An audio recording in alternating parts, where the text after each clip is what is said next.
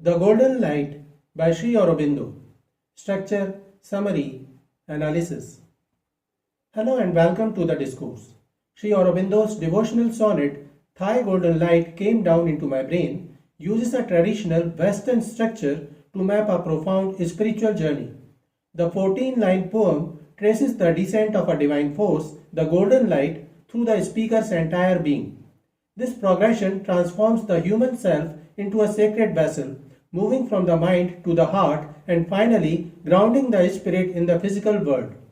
The poem stands as a clear example of how classic poetic forms can express revolutionary inner experiences, making a mystical process vividly tangible for the reader. Structure and poetic form. The poem is a perfect Shakespearean sonnet. Its 14 lines are organized into 3 quatrains and a final heroic couplet. This established structure gives order to the spiritual narrative.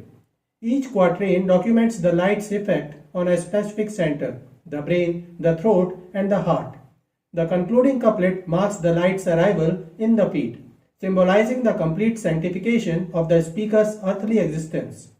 The classic rhyme scheme of AB, AB, CD, CD, EF, EF, GG provides a musical quality with the final rhyming couplet delivering a powerful epigrammatic close that declares the earth itself divinely transformed.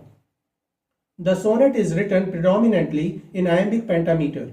This meter, with its 5 unstressed stressed foot pairs per line, dadam, creates a steady, meditative, and elevated rhythm. This consistent beat mirrors the deliberate grounding descent of the divine light. Key literary devices. Aurobindo employs several potent devices to convey his vision. The most noticeable is anaphora, the repeated phrase, Thy golden light came down into my, which opens each major section. This repetition creates a ritualistic, incantatory effect, stressing the systematic and total nature of the infusion. The poem is also built on a network of metaphors and symbolism.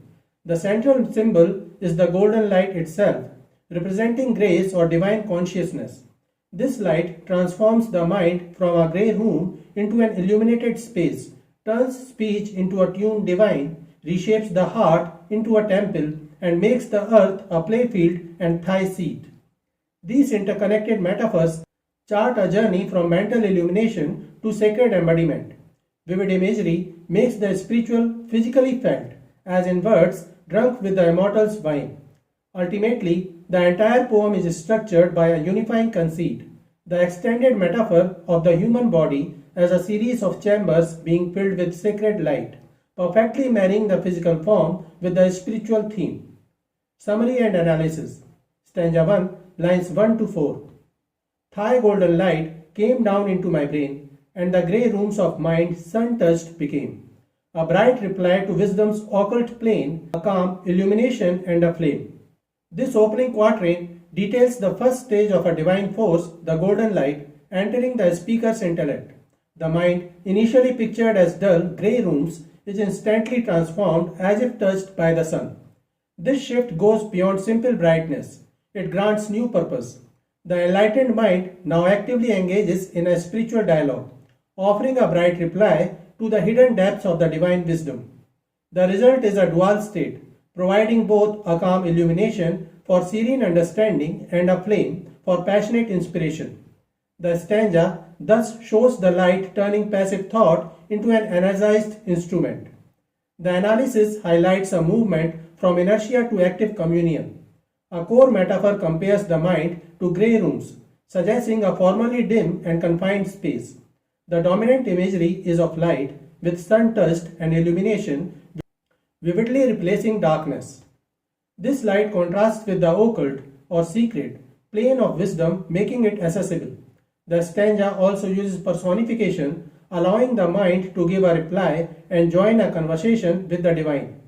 Finally, the phrase, a calm illumination and a flame, employs paradox to capture the enlightened mind's complex nature, both peacefully wise and dynamically fervent. Stanza 2, lines 5 to 8. Thy golden light came down into my throat, and all my speech is now a tune divine, a paying song of thee, my single note. My words are drunk with the immortal's wine. This quatrain describes the second stage of the divine descent into the speaker's throat, transforming ordinary speech into sacred expression. The speaker's voice becomes a tune divine and a paying song, an ancient hymn of praise dedicated solely to the divine Thi. Every word unifies into a single note of constant worship. The final line intensifies this, depicting words as intoxicated with the immortal's wine, filled with a sacred ecstasy beyond ordinary feeling. The analysis shows the complete sanctification of human expression. The core literary device is an extended metaphor, comparing speech to music and intoxicating wine. The terms tune divine and paying song form an allusion to classical sacred praise, framing the voice as an instrument of worship. The powerful imagery of words drunk with the immortal's wine conveys the divine spirit overflowing and controlling expression. The concept of the single note emphasizes total dedication, using hyperbole to stress the absolute nature of this transformation. Stanza 3, lines 9 to 12. Thy golden light came down into my heart, smiting my life with thy eternity. Now has it grown a temple where thou art, and all its passions point towards only thee. This quatrain describes the third and most profound stage of transformation. As the golden light reaches the speaker's heart, the symbolic center of emotion and life force. The effect is powerful and dual in nature. The light smites the speaker's mortal life with divine eternity, a forceful, sudden infusion of the timeless into the temporal. This action causes a fundamental architectural change within. The heart is no longer just an organ but has grown a temple. This new sacred space exists for one purpose, to house the divine presence, explicitly stated with where thou art. Consequently, every human passion which once might have been scattered or selfish is now redirected and unified.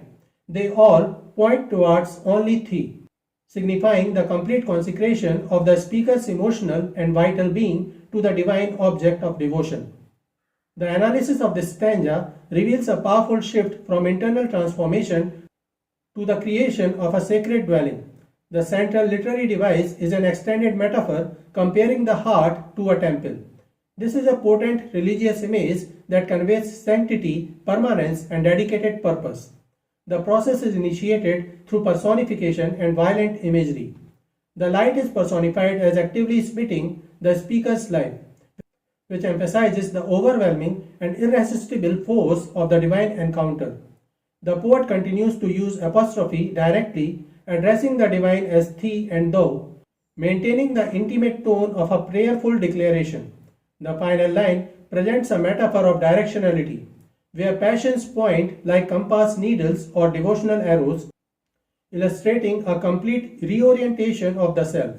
This stanza moves beyond illumination, brain, and expression throat to establish a permanent, worshipful union at the core of the speaker's being. Stanza 4, lines 13 to 14.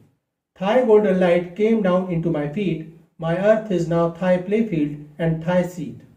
This final couplet completes the poem's journey of divine descent, marking the light's arrival into the speaker's feet, the point of contact with the physical world. The transformation here extends beyond the individual body to encompass the speaker's entire earthly existence. The declaration, my earth is now thy playfield and thy seat, signifies that the speaker's personal realm of action and being has been wholly sanctified, becoming a space for divine activity and presence. The analysis of this concluding couplet reveals its critical role in fulfilling the poem's spiritual narrative. The descent into the feet serves as a powerful final symbol representing the grounding of the divine light in the most mundane physical part of the human form and, by extension, in material reality itself. The couplet employs a profound metaphor to describe this result. The transformed world is called a playfield, suggesting it is now a realm of divine joy, free creativity, and effortless action. Simultaneously, it is a seat, indicating a permanent throne or dwelling place, a symbol of stable sovereignty and abiding presence. This dual metaphor resolves the poem's journey by showing that the divine does not abandon the earthly, but fully inhabits and transfigures it. The language achieves a tone of serene, accomplished declaration. Using the concluding couplet form, typically of a Shakespearean sonnet, to deliver a final, resonant statement of complete union. Conclusion. The poem Thy Golden Light Came Down traces a complete arc of spiritual transformation through the structured progression of a sonnet, beginning with the illumination of the mind, moving to the inspired speech of the throat, and then to the consecrated passions of the heart. The journey culminates in this final, grounding descent into the feet. This structure illustrates the divine permeating every level of human existence, intellectual, creative, emotional, and physical. The concluding image of the earth as both playfield and seat beautifully captures Sri Aurobindo's core spiritual vision.